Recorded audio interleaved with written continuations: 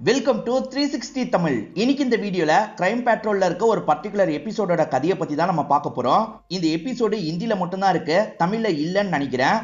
இந்த எபிசோட்ல நீங்க எதிர்பார்க்காத நிறைய ட்விஸ்ட் அண்ட் டர்ன்ஸ்லாம் வரும். கண்டிப்பா இந்த எபிசோடு உங்க எல்லாருக்குமே பிடிக்கும்னு நம்புறேன். எக்ஸ்பிளனேஷனுக்குள்ள போறதுக்கு முன்னாடி வீடியோக்கு ஒரு லைக் போடுங்க. அது மூலியமா இந்த வீடியோ இன்னும் நிறைய பேர்கிட்ட கொண்டு போய் சேர்க்கப்படும். மேற்கொண்டு டைம் வேஸ்ட் பண்ணாம நம்ம நேரடியா எக்ஸ்பிளனேஷனுக்குள்ள போயிடலாம். எபிசோடு ஸ்டார்டிங் சீனே ஒரு பெரிய வீட்டை நமக்கு காட்டுறாங்க. ரெண்டு பேர் சேர்ந்த மாதிரி சீட்டு மாதிரி வச்சிருப்பாங்கல்ல, அதை தோண்டி எடுக்கிற வேலையை பார்த்துட்டு இருக்காங்க. ஒருத்தர் இவங்களை நிர்வாகம் பண்ணிட்டு இருக்காரு, சீக்கிரமா வேலையை முடிங்கன்னு சொல்லிட்டாரு. அப்படி தோண்டிட்டு இருக்கும் போது உள்ள ஏதோ தட்டுப்படுது போல. சரி, ஏதோ தட்டுப்படுது அப்படின்ற மாதிரிலாம் இவங்க சொல்றாங்க. இப்ப மேற்கொண்டு தோண்டி பார்த்தவங்க ஷாக் ஆயிடுறாங்க. என்ன பாக்குறாங்க அப்படின்றத தெளிவா நமக்கு காட்டல. அப்படியே கட் பண்ணி 2 மாசத்துக்கு முன்னாடி நடந்த விஷயத்த நமக்கு காட்டுறாங்க. இப்போ ஒரு சின்ன பையனை காட்டுறாங்க. இவன் பேரு பிரேம் அப்படின்றது. இந்த பிரேம் இருக்கான்ல, நகையோட போயிட்டு இருக்க சில லேடிஸ் எல்லாம் கவனிக்கிறான். அவங்க போன் வேற கையில வச்சிருக்காங்க. சட்டுன்னு போனை பறிச்சுட்டு ஓடுறான். ஆனா சுத்தி இருக்கவங்க எல்லாம் இந்த பையனை அமைக்கிறாங்க. இப்ப சித்தார்த்தன் வேற ஒரு பையனை நமக்கு காட்டுறாங்க. இந்த பையன் வீடியோ கால்ல ஸ்வேதான்ற ஒரு பொண்ணு கிட்ட பேசிட்டு இருக்கான். அந்த பொண்ணு இவனுக்கு ரொம்ப பிடிக்கும், ஃப்ளர்ட் பண்ற மாதிரிலாம் பேசிட்டு இருக்கான். ஆனா ஸ்வேதாவை பொறுத்த வரைக்கும் ரமேஷ்னு வேற ஒருத்தரை லவ் பண்ணிட்டு இருக்காங்க. அந்த ரமேஷ் வயசுல ரொம்ப பெரியவரா இருப்பாரு. அவன் உன்னை விட வயசு அதிகமானவன், அவனை போய் லவ் பண்றியா அப்படின்ற மாதிரிலாம் இவர் கேட்கிறாரு. ஆமா, அவர் தான் லவ் பண்றன்ற மாதிரி இவங்க கோவமா பேசுறாங்க. இப்ப காலிங் பெல் அடிக்கிற சவுண்ட் கேக்குது. நான் அப்புறமா பேசுறேன்ற மாதிரி போனை வச்சுட்டு கதவை திறக்கிறதுக்காக ஸ்வேதா போறாங்க. கதவை திறந்தா ரமேஷ் தான் வந்திருக்காரு. பார்க்கவே அவர் வயசானவர்னு தெரியுது. அதாவது இந்த பொண்ணுக்கு 22 வயசு, ரமேஷ்க்கு 42 வயசு. ஸ்வேதாவோட அம்மா வீட்டுல இல்ல போல, அதனால தான் ரமேஷை வர வச்சிருக்காங்க. வந்த ரமேஷ் இவங்க கூட ரொமான்ஸ் எல்லாம் பண்ணிட்டு இருக்காரு. ஆக்சுவலா ஸ்வேதா காலை கட் பண்ணாங்கல்ல, சரியா கட் பண்ணிருக்க மாட்டாங்க. வீடியோ கால் இன்னும் கனெக்ட்ல இருக்கு. இங்க நடக்கிற எல்லா விஷயத்தையும் சித்தார்த்த கவனிச்சிட்டு இருக்கான். இந்த ரமேஷ் ரொமான்ஸ் பண்றத பார்க்கும்போது கோவம் வருது. இவங்க ரெண்டு பேரும் இங்கேயே ரொமான்ஸ் பண்ணிட்டு இருக்காங்கல்ல, ஒரு ஸ்டேஜ்ல ரூமுக்கு போலான்ற மாதிரி இங்க இருந்து கிளம்பிடுறாங்க. இதெல்லாம் பார்க்குற சித்தார்த்துக்கு பயங்கரமா கோவம் வருது. ரெண்டு பேருமே பிசிக்கல் ரிலேஷன்ஷிப்பே வச்சிடுறாங்க. ஸ்வேதா இருக்காங்கல்ல, நம்ம ரெண்டு பேர் சீக்கிரமா கல்யாணம் பண்ணிக்கலாம் அப்படின்ற மாதிரி சொல்லிட்டாங்க. சரி பண்ணிக்கலான்ற மாதிரி ரமேஷும் சொல்றாரு. உண்மையதான் சொல்றீங்களா அப்படின்ற மாதிரி ஸ்வேதா பயங்கரமா சந்தோஷப்படுறாங்க. உன் வீட்டுல ஓகே சொல்லுவாங்களா, உன் வீட்டுல பர்மிஷன் வாங்கணும் அப்படின்ற மாதிரி இவர் சொல்றாரு. கவலைப்படாதீங்க, என்னோட அம்மா கிட்ட இருந்து நான் சம்மதம் வாங்கிடுறேன், நம்ம ரெண்டு பேருமே சீக்கிரமா கல்யாணம் பண்ணிக்கலாம் அப்படின்ற மாதிரிலாம் சொல்றாங்க. சரின்ற மாதிரி ரமேஷுமே இந்த இடத்துல ஏத்துக்கிறாரு. ஸ்வேதா இருக்காங்கல்ல, இந்த விஷயத்த அம்மா கிட்டயும் மாமா கிட்டயும் சொல்றாங்க. கேக்குற மாமா பயங்கரமா டென்ஷன் ஆயிடுறாரு. எது 42 வயசா, அந்த வயசுல இருக்கவனை போய் லவ் பண்ணிட்டு இருக்கியா, இந்த கல்யாணத்துக்குலாம் நான் ஏத்துக்க மாட்டேன் அப்படின்ற மாதிரி சொல்லிட்டாரு. அத்தையுமே ஏத்துக்க மாட்டேன்ற மாதிரிலாம் சொல்லிட்டு இருக்காங்க. ப்ளீஸ் மாமா ஒத்துக்கோங்க அப்படின்ற மாதிரிலாம் இவங்களுமே கெஞ்சி கேட்டுட்டு இருக்காங்க. அதான் ஏத்துக்க மாட்டேன்னு சொல்றேன்ல அப்படின்ற மாதிரி இவர் அடிக்கவே செஞ்சிடுறாரு. இதை கவனிச்சிட்டு இருக்க ஸ்வேதாவோட அம்மா பயங்கரமா டென்ஷன் ஆயிடுறாங்க. என் பொண்ணு அடிக்கிறதுக்கு நீ யாரு, முதல்ல கிளம்புன்ற மாதிரிலாம் சொல்லிட்டாங்க. அண்ணனை பத்தி யாருன்னு கேட்டுட்டல, இதுக்கப்புறம் எந்த பிரச்சனையும் என்கிட்ட கொண்டு வராது அப்படின்ற மாதிரி அண்ணனும் அண்ணனோட ஒய்ஃபும் சொல்லிட்டு இங்க இருந்து கிளம்புறாங்க. அதை பத்தி எல்லாம் பெருசா அம்மா கவலைப்பட மாட்டாங்க. நீ விருப்பப்பட்டவனே கல்யாணம் பண்ணிக்கோ அப்படின்ற மாதிரிலாம் பொண்ணு கிட்ட சொல்றாங்க. இப்ப அசோக்னு ஒருத்தரை காட்டுறாங்க. இவரை பொறுத்த வரைக்கும் மியூசிக் டீச்சரா இருப்பாரு. இப்ப ராணின்றவங்களோட வீட்டுக்கு தான் வந்திருக்காரு. அவங்க பையனுக்கு தான் சொல்லி தந்துட்டு இருக்காரு. இப்ப ராணி இருக்காங்கல்ல, டீ காஃபி எல்லாம் ரெடி பண்ணிட்டு இருக்காங்க. இவருமே ராணியை கொஞ்சம் தப்பாலாம் பார்த்துட்டு இருக்காரு. இப்ப ராணி இருக்காங்கல்ல, வெளியே வந்துடுறாங்க. இவருக்கு டீ காஃபி எல்லாம் தந்துட்டு இருக்காங்க. இவருமே கொஞ்சம் சிரிச்சுலாம் அவங்க கிட்ட பேசுறதுக்கு ட்ரை பண்றாரு. அவங்க காஃபி தராங்கல்ல, அப்ப சாரி வந்து கொஞ்சம் சரிஞ்சு விழுது. அதை இவர் குறுகுறுன்னு பார்த்துட்டு இருக்காரு. இதெல்லாம் நடந்துட்டு இருக்கும் போதுதான் இந்த ராணியோட ஹஸ்பண்ட் வீட்டுக்கு வந்துடுறாரு. அது வேற யாரும் கிடையாது, ரமேஷா தான் இருப்பாரு. என்ன பண்ணிட்டு இருக்கன்னு கோவமா கேக்குறாரு. இப்ப ராணியா சாரி அட்ஜஸ்ட் பண்ணிடுறாங்க. அவர் பையனுக்கு கிஃப்ட் வாங்கிட்டு வந்திருப்பாரு, தந்து பையனை அனுப்பி விடுறாரு. அதுக்கப்புறம் ஒய்ஃபை போட்டு பயங்கரமா திட்டுறாரு. நான் இல்லாத போது இந்த விஷயம் தான் பண்ணிட்டு இருக்கியா அப்படின்ற மாதிரி தான் திட்டிட்டு இருக்காரு. சந்தேகப்படுற மாதிரிலாம் பேசிட்டு இருக்காரு. இதெல்லாம் கவனிச்சிட்டு இருக்க அந்த பையன் இருக்கான்ல, சார் நிறுத்துங்க, நீங்க நினைக்கிற மாதிரிலாம் எதுவுமே நடக்கலன்ற மாதிரி சொல்றான். ஆனா ரமேஷ் ஒய்ஃபை போட்டு அடிக்கிறாரு. லேடிஸ் மேல இப்படிதான் கையை நீட்டுவீங்களா, என்ன பண்ணுவனே தெரியாதுன்ற மாதிரி அசோக் கோவப்பட்டு ஹஸ்பண்ட் கிட்ட பேசுறாரு. இதை கவனிக்கிற இந்த ராணி இருக்காங்கல்ல, பலார்னு இந்த அசோக் அடிச்சிடுறாங்க. என் ஹஸ்பண்ட் கிட்ட எதிர்த்து பேசுற வேலை எல்லாம் வச்சுக்காத, முதல்ல இங்க இருந்து கிளம்புன்ற மாதிரி சொல்றாங்க. இந்த அசோக்கும் சைலண்டா இங்க இருந்து கிளம்பிடுறாரு. என்னடி ரெண்டு பேருமே நாடகம் நடத்திட்டு இருக்கீங்களா, நான் இல்லாத சமயம் இதை தான் பண்றியான்ற மாதிரி ஒய்ஃபை போட்டு அடிக்கிறாரு. அதுக்கப்புறம் ஒய்ஃபு கூட இந்த இடத்துல ரொம்ப மூர்க்கமா ஒன்னா இருக்காரு. இப்ப ஒன்னா இருந்து முடிச்சதுக்கு அப்புறம் இவருமே மன்னிப்புலாம் கேட்கிறாரு. சாரி, நான் கோவத்துல அந்த மாதிரிலாம் பண்ணிட்டேன், இதுக்கப்புறம் உன்னை அடிக்க மாட்டேன் அப்படின்ற மாதிரிலாம் சமாதானம் சொல்லிட்டு இருக்காரு. இப்பதான் தம்பி வீட்டுக்கு வந்திருக்கான். இந்த தம்பி பேரு தீபக் அப்படின்றது.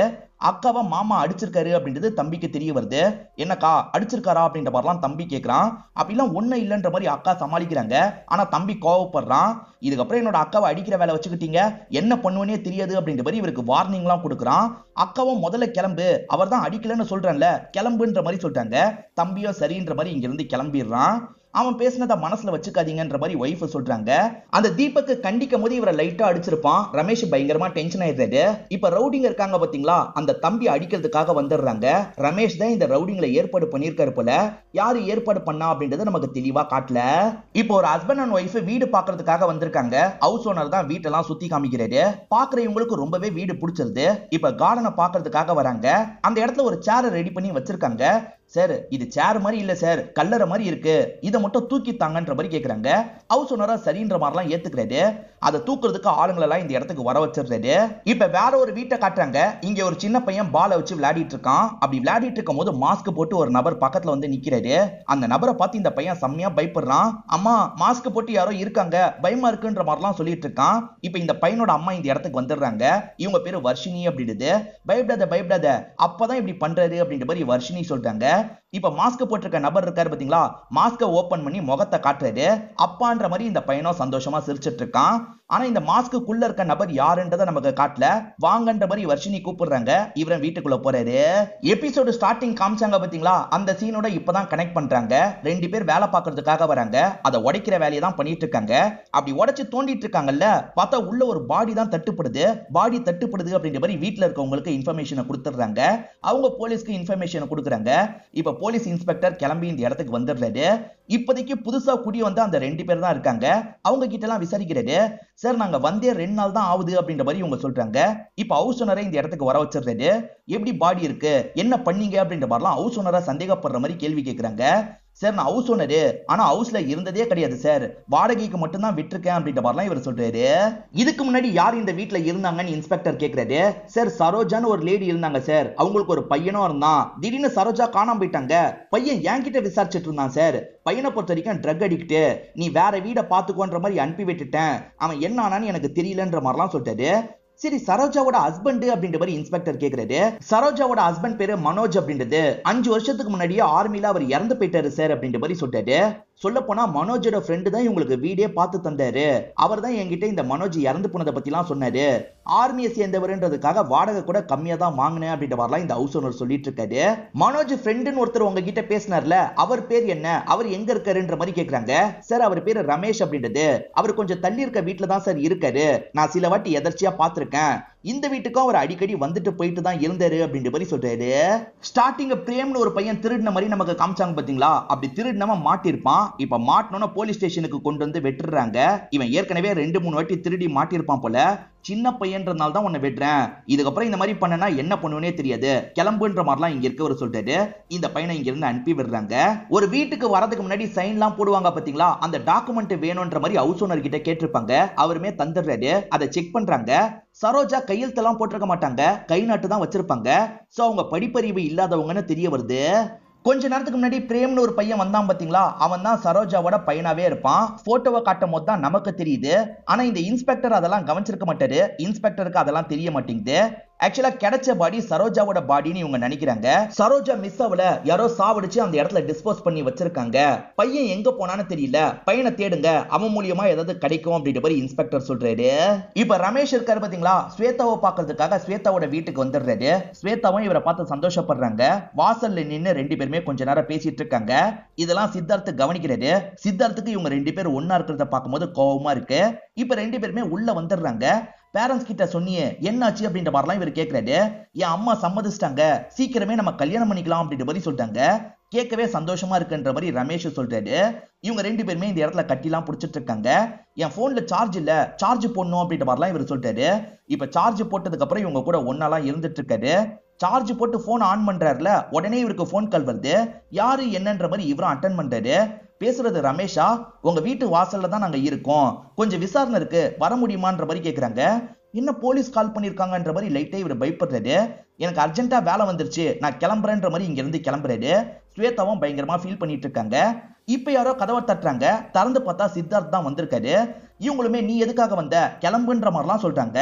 எதுக்காக எப்ப பாரு என்ன விரட்டிக்கிட்டே இருக்க, ஒரு டைம் நீயும் நானும் ஃப்ரெண்டா இருந்திருக்கோம், ப்ளீஸ் உன்கிட்ட பேசணும்ன்ற மாதிரி சொல்றாரு. சரி உள்ள வான்ற மாதிரி சொல்றாங்க. இவருமே கதவை சாத்திட்டு தான் பொறுமையா உள்ள வந்துட்டு இருக்காரு. சரோஜாக்கு வீடு பார்த்து கொடுத்ததே இவரா தான் இருப்பாரு, அதனால தான் விசாரிக்கிறதுக்காக வந்திருக்காங்க. சரோஜாவை தெரியுமான்ற மாதிரி கேக்குறாங்க. தெரியும்ன்ற மாதிரி இவர் சொல்றாரு. 4 வருஷத்துக்கு மேல அவங்க மிஸ் ஆகுறாங்க. ஆனா எதுக்காக ஒரு கம்ப்ளைண்ட் கூட கொடுக்கலன்ற மாதிரி இன்ஸ்பெக்டர் கேக்குறாரு. சார், என் ஃப்ரெண்டு மனோஜை பொறுத்த வரைக்கும் ஆர்மில இருக்கும்போது இறந்து போயிட்டான் சார். அவனோட ஒய்ஃப் தான் சரோஜா. சரோஜாக்கு பிரேமன்ற மாதிரி ஒரு பையனும் இருக்கான். 2 பேருமே பினான்சியலா ரொம்ப கஷ்டப்பட்டாங்க. எனக்கு மனசு கேட்கல சார், அதனால தான் வீடு பார்த்து தந்தேன். அதே மாதிரி நடுவுல போய் அவங்களுக்கு காசெல்லாம் தந்துட்டு இருந்தேன் அப்படின்ற மாதிரிலாம் சொல்லிட்டாரு. அந்த மாதிரி காசு தரும் போது தான் ஹவுஸ் ஓனர் பார்த்திருக்காரு போல. நான் பேசுறதுக்காக போகும்போதெல்லாம் எனக்கு ரொம்ப கஷ்டமா இருக்கு, நான் சொந்த ஊருக்கே போயிடலான் இருக்கேன், சொந்த ஊருக்கே போயிடலான் இருக்கன்ற மாதிரி சொல்லுவாங்க சார். அதனால தான் சொந்த ஊருக்கு சொல்லாம கொள்ளாம போயிட்டாங்க போல, நான் விட்டுட்டேன். ஏன் என்னாச்சு அப்படின்ற மாதிரி கேக்குறாரு. அவங்க பாடி எங்களுக்கு கிடைச்சிருக்கு, அவங்க 3 வருஷத்துக்கு முன்னாடியே கொலை செய்யப்பட்டிருக்காங்க அப்படின்ற மாதிரி சொல்லிட்டாரு. என்ன சொல்றீங்க அப்படின்ற மாதிரி ரமேஷ் ஷாக் ஆகுறாரு. அந்த சரோஜாவோட பையன் பிரேம் எங்க இருக்கானோ எங்களுக்கு தெரியல, உங்களுக்கு தெரியுமான்ற மாதிரி கேக்குறாங்க. எனக்கு தெரியாது சார் அப்படின்ற மாதிரி இவர் சொல்றாரு. இப்ப இன்ஸ்பெக்டரும் உங்க ஃபேமிலிலாம் எங்கன்ற மாதிரி கேக்குறாரு. சரி, எனக்கு ஃபேமிலிலாம் கிடையாது சார், நான் சிங்கிளா தான் இப்போ வரைக்கும் இருந்துட்டு இருக்கேன் அப்படின்ற மாதிரி ரமேஷ் பொய் சொல்றாரு. ரமேஷ் இதுக்கு முன்னாடி சொன்னதும் பொய்யா உண்மையான்றது நமக்கு தெரியல.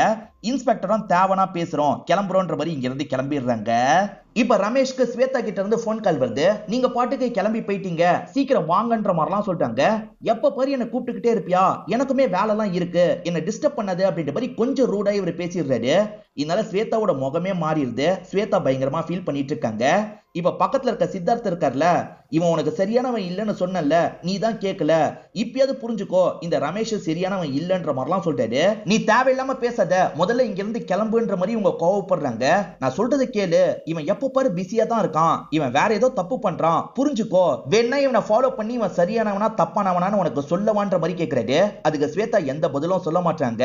மௌனம் சம்மதம் அப்படின்ற மாதிரி இவருமே இங்க இருந்து கிளம்புறாரு. ஆக்சுவலா ரமேஷை பொறுத்த வரைக்கும் ராணின்னு ஒருத்தவங்க கூட சேர்ந்து வாழ்ந்துட்டு இருக்காரு பாத்தீங்களா. இப்ப ராணி கிட்ட பேசிட்டு வீட்டை விட்டு கிளம்பிட்டு இருக்காரு. இது எல்லாத்தையும் வாசல்ல இருந்து இந்த சித்தார்த் கவனிக்கிறான்.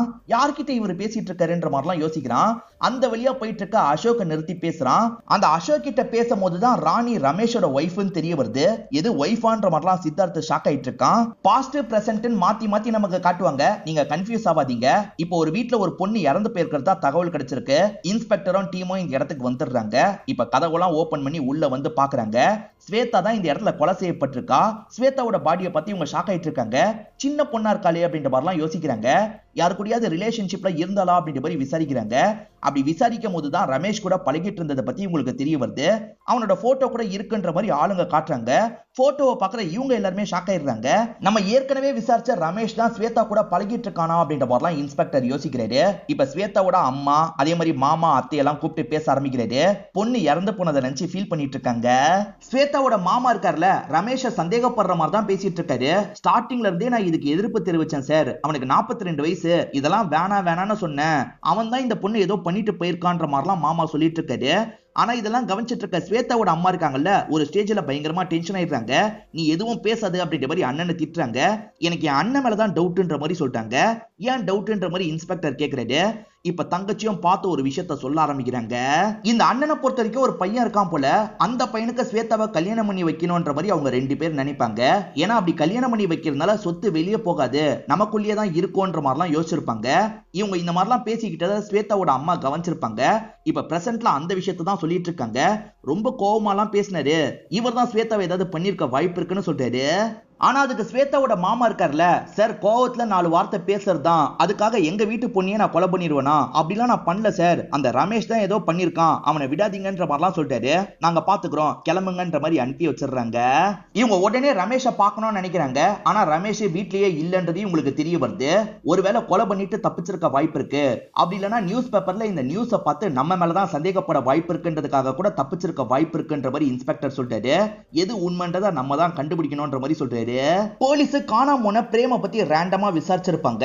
அப்ப இவங்களுக்கு புதுசா ஒரு தகவல் தெரிய வந்திருக்கு. இப்ப போலீஸுங்க இருக்காங்கல்ல, ஒரு பையனை இன்ஸ்பெக்டர் கிட்ட கூட்டு வந்திருக்காங்க. இந்த பையனுமே ஒரு விஷயத்தை பத்தி சொல்ல ஆரம்பிக்கிறான். சரோஜாவோட பாடி கிடைச்சது பாத்தீங்களா, அதை பத்தி நியூஸ் பேப்பர்ல வெளியிட்டு இருப்பாங்க. இந்த பையன் கூட ராஜான்னு ஒரு அண்ணன் வேலை பார்ப்பாரு, பூசுற வேலை பாக்குறவரா இருப்பாரு. நியூஸ் பேப்பரை பார்த்த ஒரு செம்மையா ஷாக் ஆயிடுறாரு. என்னாச்சு அப்படின்ற மாதிரிலாம் இந்த பையன் கேட்கிறான். அதெல்லாம் ஒண்ணும் இல்ல, இன்னைக்கு நான் வேலைக்கு வரலன்ற மாதிரி ராஜா கிளம்பி போயிருப்பாரு. இந்த ஆள் அப்படி என்ன பார்த்தாரு அப்படின்ற மாதிரி நியூஸ் பேப்பரை ஓபன் பண்ணி பார்க்கறான். அந்த நியூஸை பார்த்து தான் இவர் பயங்கரமா ஷாக் ஆயிருப்பாரு. அதை பூசின வேலையை இவர் கூட செஞ்சிருக்க வாய்ப்பு இருக்கு சார், ஏன்னா அதை பார்த்து பயந்து ஓடினாருன்ற மாதிரிலாம் இந்த பையன் சொல்றான். இவங்களுமே அந்த ராஜாவை அமுக்கணும் அப்படின்ற மாதிரிலாம் யோசிக்க ஆரம்பிக்கிறாங்க.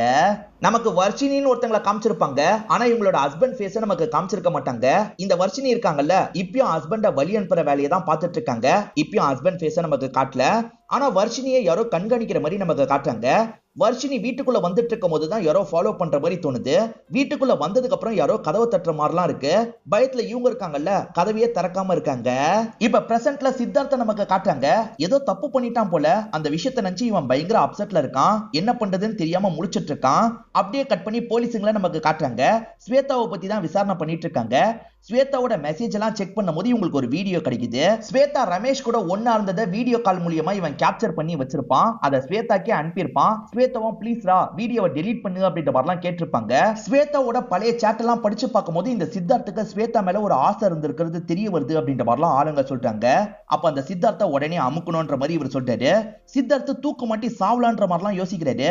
அப்பன்னு பார்த்தா ஆளுங்க இந்த இடத்துக்கு வந்துடுறாங்க. ஜன்னல் வழியா இந்த விஷயத்தை கவனிச்சிடுறாங்க.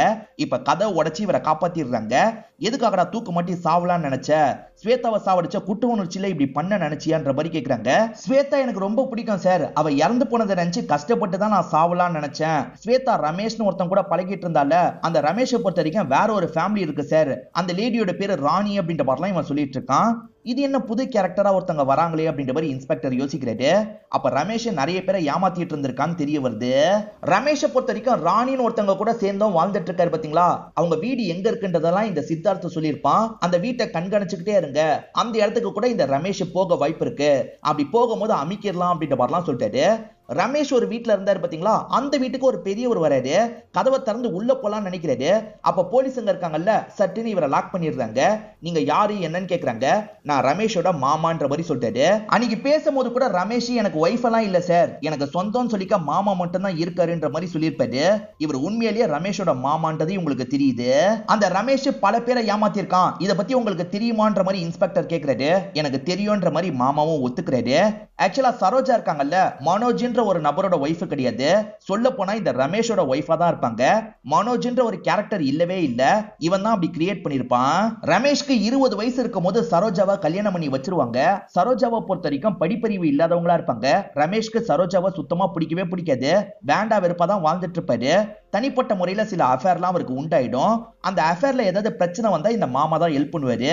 உதாரணத்துக்கு அப்பான்னு அறிமுகப்படுத்தணும்னா மாமாவை அப்பான்ற மாதிரி அறிமுகப்படுத்திடுவாரு.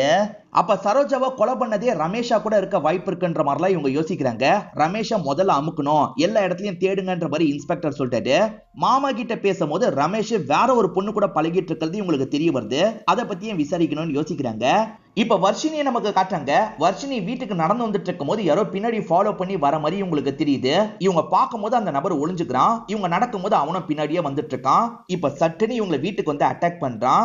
மாமா கிட்ட பேசும்போது ரமேஷ் ஏமாத்திட்டு இருக்க வேற ஒரு லேடியை பத்தி தெரிய வந்தது இல்ல, அது வர்ஷினியா தான் இருக்கும். வர்ஷினிக்கு அட்டாக் நடந்திருக்கிறது தெரிஞ்சு இவங்க போலீஸ் ஸ்டேஷனுக்கு வந்துடுறாங்க.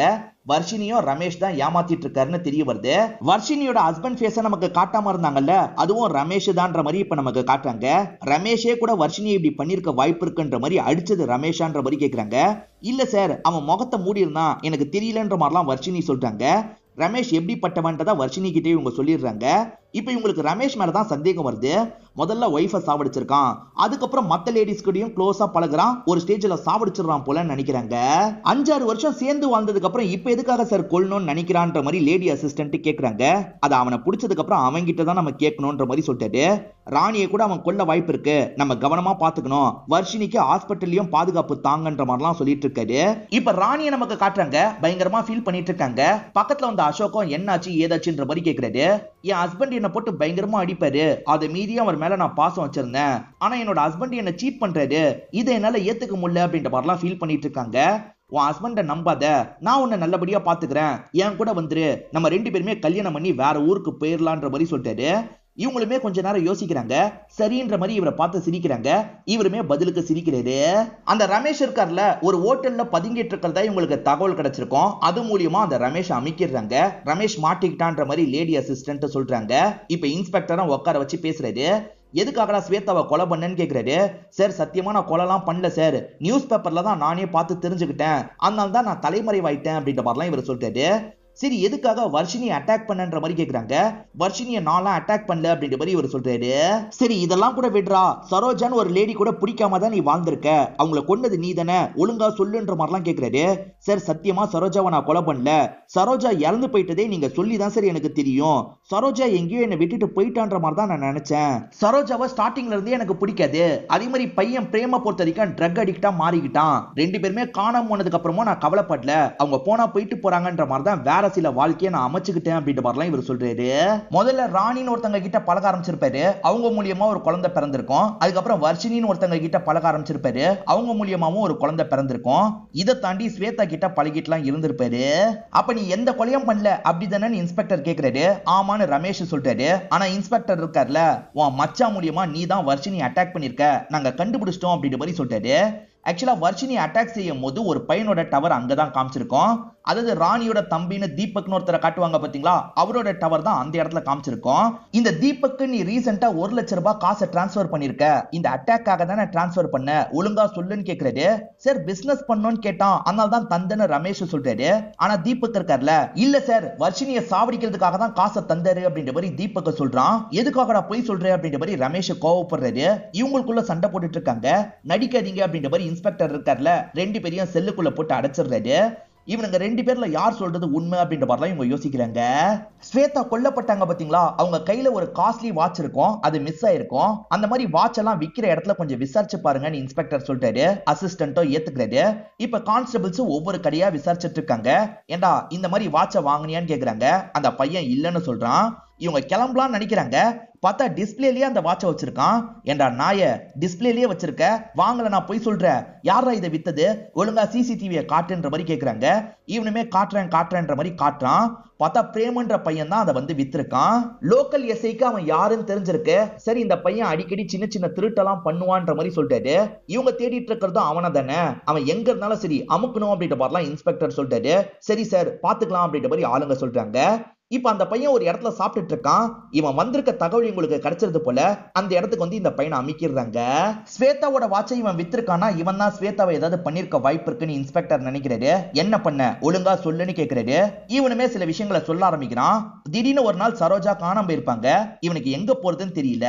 இவன் அப்பா ரமேஷும் எங்க போனாருன்னு இவனுக்கு தெரிஞ்சிருக்காது. கொஞ்ச நாள்ல ஹவுஸ் ஓனரை வீட்டை விட்டு துரத்தி விட்டுருப்பாரு.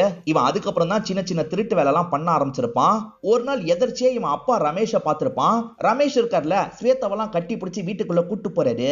இவன் ஸ்வேதாவை பார்த்து கோவப்படுறான். இவளால் தான் நம்ம லைஃபே நாசமா போயிருச்சு போல அப்படின்ற மாதிரிலாம் யோசிக்கிறான். ஸ்வேதா மட்டும் வீட்டுல இருக்கும் போது இவனுமே கதவை தட்டுறான். ஸ்வேதாவும் யாரு என்னன்னு பாக்குறதுக்காக கதவை திறக்கிறாங்க.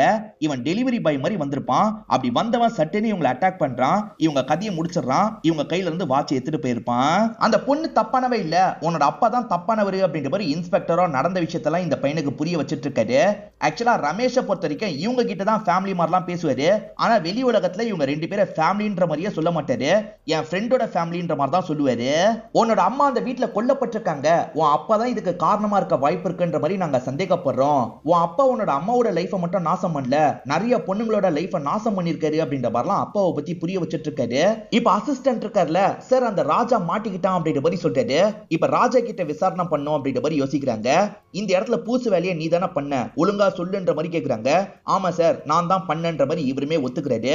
யார் சொல்லி பண்ண, யார் இந்த கொலையை பண்ணது, ஒழுங்கா சொல்லுன்ற மாதிரிலாம் இவங்க கேக்குறாங்க. சார் நான் சொல்லிடுறேன் அப்படின்ற மாதிரி இவருமே யார் பண்ணாங்கன்றத சொல்லிடுறாரு. இப்ப இன்ஸ்பெக்டர் இருக்காரு பாத்தீங்களா, அசோக் ராணின்னு ரெண்டு பேரையும் உட்கார வச்சிடுறாரு. நீங்க தான் இதெல்லாம் பண்ணிருக்கீங்க, ஏன் இப்படி பண்ணீங்க சொல்லுங்கன்ற மாதிரி கேக்குறாரு. இப்ப ராணியும் நடந்த விஷயத்த சொல்றாங்க. ராணிக்கு ரமேஷ் ரொம்ப பிடிச்சிருக்கும், நிம்மதியா ஒரு வாழ்க்கை வாழ்ந்திருப்பாங்க. ரோட்ல நடந்து வந்துட்டு இருக்கும் போதுதான் ரமேஷ் இருக்கார்ல, வேற ஒரு லேடிய கட்டி பிடிச்சி பேசுறதை இவங்க கவனிக்கிறாங்க. அதாவது சரோஜாவை தான் கட்டி பிடிச்சி பேசிட்டு போறாரு. இவங்க யாரு என்னன்னு தெரிஞ்சுக்கணும்ன்ற மாதிரி ராணி யோசிச்சிருப்பாங்க. சேல்ஸ் கேர்ள் மாதிரி அந்த வீட்டுக்கு வந்துடுறாங்க. வீட்டுல ஹஸ்பண்ட் இல்லையான்ற மாதிரிலாம் பேச்சு கொடுக்குறாங்க. என் ஹஸ்பண்ட் ரமேஷ் வெளியே போயிருக்காரு அப்படின்ற மாதிரிலாம் அவங்க சொல்றாங்க. சோ அவர் ஹஸ்பண்டா தான் இருந்துட்டு இருக்காரு அப்படின்றது தெரிய வருது. நமக்கு முன்னாடி இவங்கள தான் கல்யாணம் பண்ணிருக்காரு அப்படின்றதும் தெரிய வருது. இவங்க பயங்கரமா டென்ஷன் ஆயிடுறாங்க. அந்த டைம் ரமேஷை உங்களுக்கு ரொம்ப பிடிக்கும். ரமேஷ் என் வாழ்க்கையில மட்டும் தான் இருக்கணும்ன்ற மாதிரி தம்பி தீபக் கிட்ட சொல்லியிருப்பாங்க. நான் பாத்துக்கிறேன்ற மாதிரி தீபக் சொல்லியிருப்பாரு. அந்த வீட்டை ரெகுலரா இவங்க வாட்ச் பண்ணுவாங்க. அந்த சின்ன பையன் ட்ரக் அடிக்டா இருப்பான். அடிக்கடி பசங்க கூட தம்மெல்லாம் அடிக்கிறதுக்கு வெளியே போயிடுறான். அந்த கேப்ல இவங்க இருக்காங்கல்ல வீட்டுக்குள்ள வந்துடுறாங்க. கதவை தட்டும் போது அவங்களுமே சாதாரணமா கதவை திறக்கிறாங்க. அப்ப தம்பி இருக்கான் பாத்தீங்களா, அவங்களை அட்டாக் பண்ணி சாவடிச்சிடறான். சாவடிச்சோன்னா இதே இடத்துல டிஸ்போஸ் பண்ணோன்ற மாதிரி யோசிச்சிருப்பாங்க. ஏன்னா பாடியை வெளியே கொண்டு போனா பார்க்க கூட வாய்ப்பு இருக்குன்னு யோசிச்சிருப்பாங்க. அதனால இந்த பூசுறவரை வர வச்சிருப்பாங்க. இந்த ராஜா தான் பூசுற வேலையெல்லாம் பார்த்திருப்பாரு. ரமேஷ் நம்ம லைஃப்ல மட்டும்தான் வேணும்ன்றதுக்காக தான் இப்படி பண்ணிருப்பாங்க. ஆனா போக போக ரமேஷ் இருக்காருல, எப்ப பாரு இவங்களை போட்டு அடிச்சுக்கிட்டே இருப்பாரு. இவங்களுக்கு இதெல்லாம் சுத்தமா பிடிக்காது. இதனால ரமேஷ் ஏதாவது பண்ணணும்ன்ற மாதிரிலாம் யோசிச்சிருப்பாங்க. அப்பதான் ரமேஷ் வேற ஒரு லேடி கூட பழகுறது உங்களுக்கு தெரிய வந்திருக்கும். அதாவது வர்ஷினி கூட பழகுறது உங்களுக்கு தெரிய வந்திருக்கும். இந்த வர்ஷினியை சாவடிச்சு அதுல ரமேஷை மாட்ட வைக்கணும்ன்ற மாதிரிலாம் இவங்க பிளான போட்டிருப்பாங்க. இதுலயும் தம்பி தான் ஹெல்ப் பண்றதா சொல்லியிருப்பாரு. தம்பி தான் வர்ஷினி அட்டாக் பண்ணிருப்பாரு. அக்கா நீ கவலைப்படாத, ஒருவேளை நான் மாட்ட நிலைமை வந்தா மாமா சொல்லி தான் இப்படி பண்ணன்ற மாதிரி அந்த ஆளை மாட்டி விடுறேன். எங்க 2 பேருக்கு தான் பிரச்சனை வரும், உனக்கு எந்த பிரச்சனையும் வராது. நீ அசோகா கல்யாணம் பண்ணி நிம்மதியா இருன்ற மாதிரி தான் தம்பி சொல்லியிருப்பாரு. இதனால தான் ரமேஷ் சொல்லி தான் இப்படி பண்ணன்ற மாதிரி அவர் சொல்லியிருப்பாரு. ஆக மொத்தத்துல ரமேஷ் எந்த ஒரு கொலையும் பண்ணல. சரோஜாவை இவங்க கொலை பண்ணிருக்காங்க. அதே சமயம் ஸ்வேதாவை அந்த பிரேம்ன்ற பையன் கொலை பண்ணிருக்கான். ரமேஷை பொறுத்த வரைக்கும் நிறைய பேரை ஏமாத்தி இருக்காரு. அதுக்கான தண்டனை அவருக்கு கிடைக்கும். அதே மாதிரி மத்தவங்க தப்பு பண்ணிருக்காங்கல்ல, அதுக்கான தண்டனை அவங்களுக்கு கிடைக்கும். எப்படியே இவங்க கேஸை சால்வ் பண்ணிடுறாங்க. இதோடயே இந்த கதையை நமக்கு முடிக்கிறாங்க. இந்த கதையில வந்த ட்விஸ்ட் அண்ட் டர்ன்ஸ்லாம் கண்டிப்பா உங்களுக்கு பிடிச்சிருக்கும் நம்புறேன். இந்த வீடியோ உங்களுக்கு பிடிச்சிருந்ததுன்னா லைக் பண்ணுங்க, கமெண்ட் பண்ணுங்க, மறக்காம 360 தமிழ் சேனலை சப்ஸ்கிரைப் பண்ணுங்க. தொடர்ச்சியா இந்த மாதிரி வீடியோக்கள் வந்துகிட்டே தான் இருக்கும்.